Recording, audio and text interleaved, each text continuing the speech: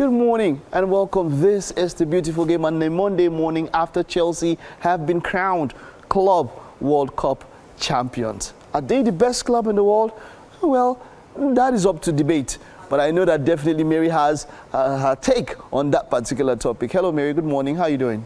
Very well, thank you. Good. So it all happened yesterday. I know we'd spoken about this in the preceding week, but Chelsea obliterated PSG in quite an unexpected manner. This was a shocker. This is why we love the beautiful game. This is why we love football. Chelsea are Club World Cup champions. What are your thoughts, Mary?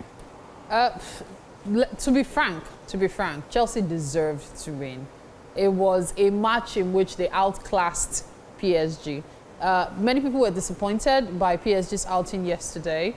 We expected a lot more. They'd been having a very good year. The season was excellent for them, so to speak, because they already had like 3 cups in their kitty. This was supposed to be like the 4th one.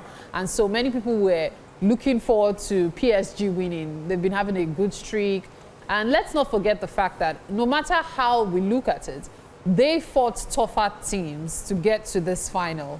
I was speaking with a colleague earlier today, and I said, "Oh, you guys had it easy."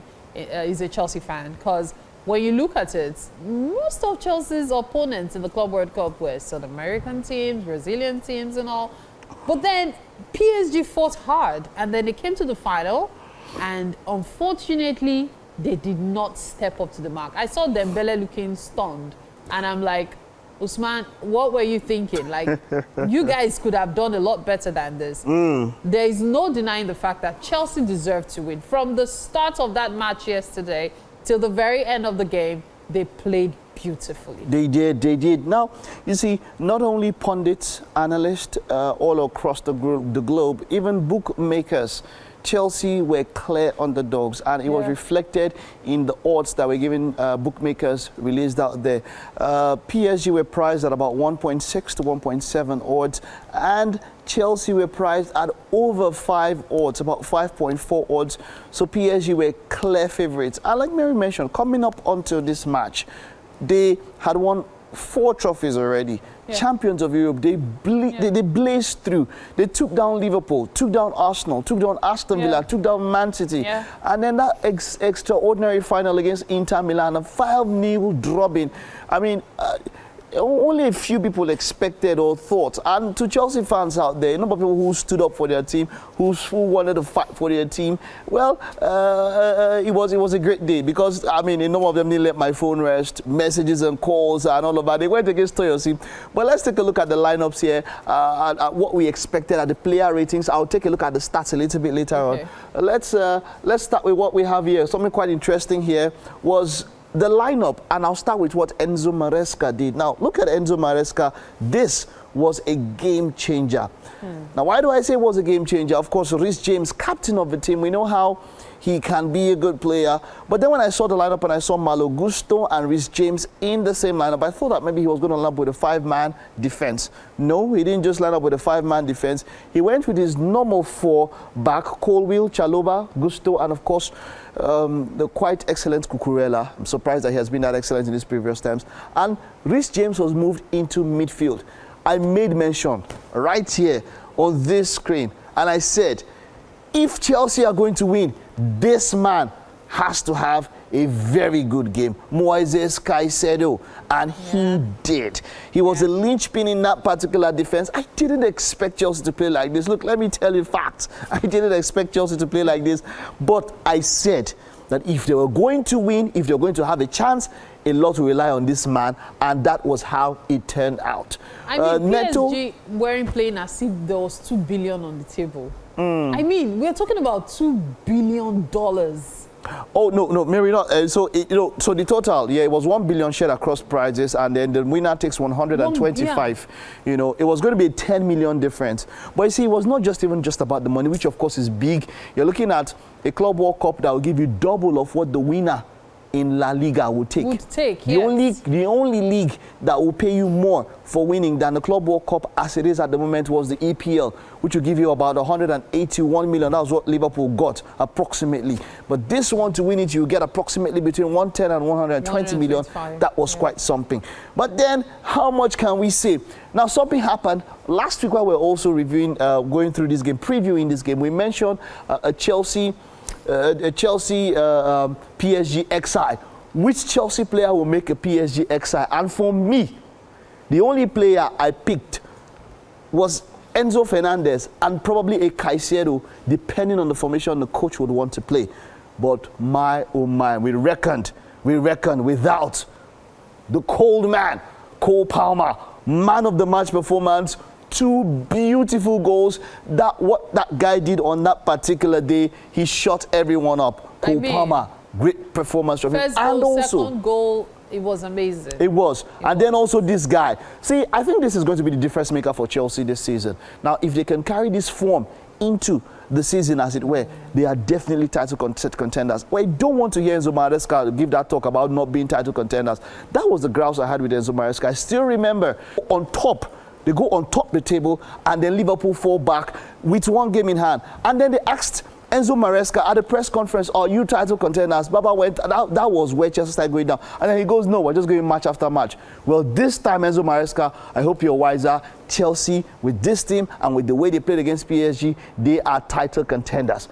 And then let's get over to the PSG side, and this is where the shocker was. Yeah. Before you talk about the PSG side, I would argue what you said, because remember, PSG had also been having a good run. And so everyone thought, oh, they are in form, they are in this. Football is a very funny match. And I know a funny game. And I know that's why many people love it. The fact that it's not as predictable as you would want.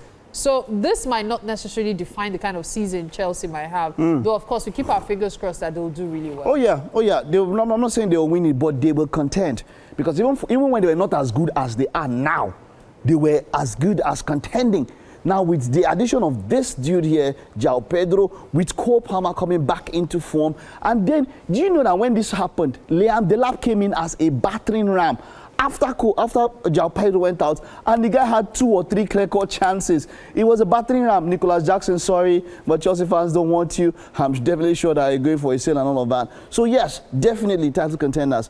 Now, let me take a look at PSG, and this was where the shock was. Now, PSG play, talk has been made about Hansi Flick's Bayern Munich, Jurgen Klopp's Liverpool as the sides that go with the gang pressing, that high press. Doué, Dembele, Kvaratskhelia, with the way they press high. Hakimi, most of the times, right in front of Doué. But you see what PSG do to other teams was exactly what Chelsea did to PSG. In such a way that they shut down this guy, Nuno Mendes. For me now, there's been that talk. People have been speaking about how Chelsea were excellent. Yes, they were excellent. But this guy had a very bad game. Very, very bad game. If you look at that way, that was leading up to that second goal, the header that he planted inside for the guy that gave the assist, Mendes had a very, very bad game. Kvaratskhelia was basically silent. And a lot of times, there's been that complaint of Kvaratskhelia holding the ball for too long.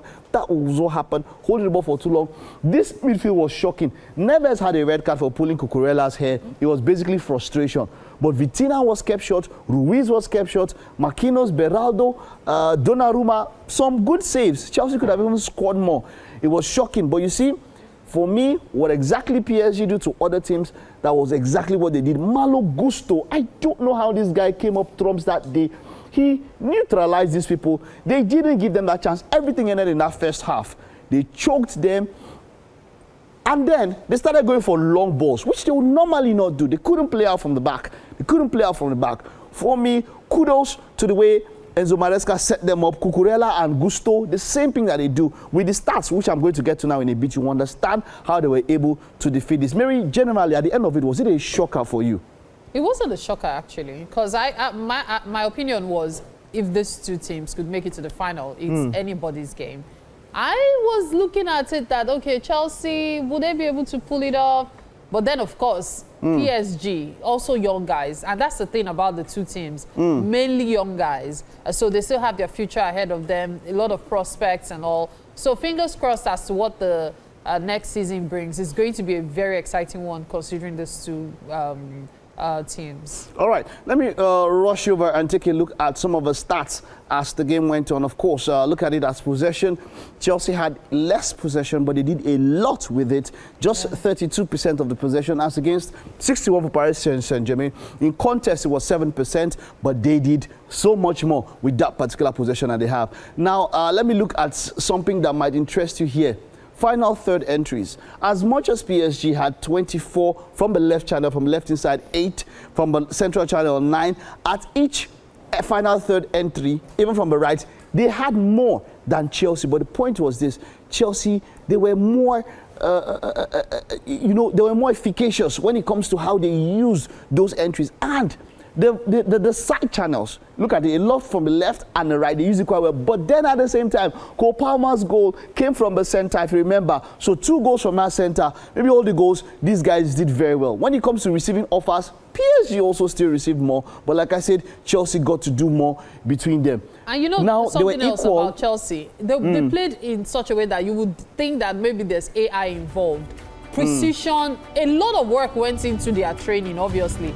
The way they marked the other players, everything was just well done.